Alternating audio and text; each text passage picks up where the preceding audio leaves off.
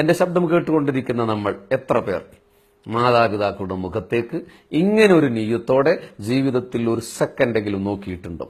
നമ്മൾ നോക്കിയിട്ടുണ്ട് ദേഷ്യത്തിന്റെ നോട്ടം, നമ്മൾ നോക്കിയിട്ടുണ്ട് നമ്മൾ ആവശ്യപ്പെട്ടത് ലഭിക്കാത്തപ്പോൾ ശാപത്തിന്റെ നോട്ടം, എപ്പോഴെങ്കിലും ആർദ്രതയുടെ ഒരു നോട്ടം നോക്കിയിട്ടുണ്ടോ നമ്മൾ?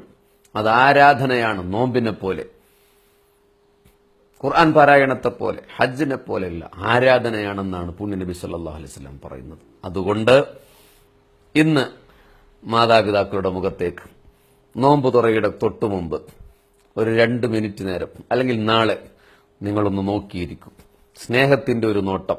അപ്പോൾ അവർ ചോദിക്കും, എന്താ നീ നോക്കുന്നത്? അപ്പോൾ പറഞ്ഞു കൊടുക്കുക, 3 കാര്യങ്ങളിലേക്ക് നോക്കിയാൽ പുണ്യമാണെന്ന്.